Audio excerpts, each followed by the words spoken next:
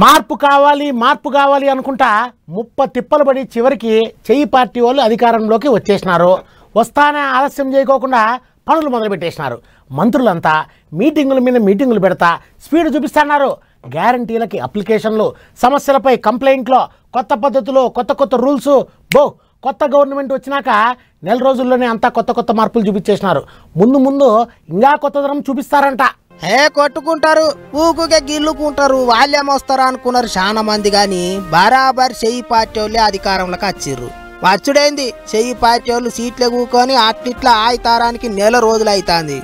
అందుకే ఇక CM Revanth sir నెల రోజులు ఎట్టెట్ట అయింది, ఎట్టెట్ట గడిచిందో ఇంటర్నెట్ గుట్లే కామెంట్ రాసుకొచ్చిండు. రేవంత్ అన్న అని గుండెల్లో పెట్టుకున్నారు. ఇక మిమ్మల్ని ఆది మార్వను, మంచిగా పాలిస్తా, మంచిగా చేస్తా అన్నట్టు రాసుకొచ్చిండు. మరిగా సారు కూడా నిజానికి నెల దినాలనే కొత్తగా చేసిండు. వస్తనే ఆడోళ్లకు పిరి బస్సు పథకం అమలు చేసిర్రు. అక్కచెల్లెన్లంతా రంది లేకుండా ఎక్కడికి పోవాలన్నా బస్సుల పుణ్యానికి పోతున్నారు. ఆరోగ్యశ్రీ 10 లక్షలకు పెంచిర్రు. ప్రగతి భవన్ ను ప్రజాభవన్ చేసిర్రు. ప్రజాభవన్లో ప్రజావాణి నడిపిస్తున్నారు. పబ్లిక్ కు ఏ తిప్పలున్నా మంగళవారం శుక్రవారం కాగితాలు తీసుకుంటారు. ఇక నిన్న మొన్నటి దాకా నడిచింది ప్రజాపాలన.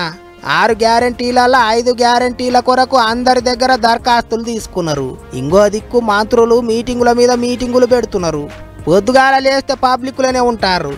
ఇప్పటికైతే మస్తు రువ్వడి మీద పనిచేస్తున్నారు.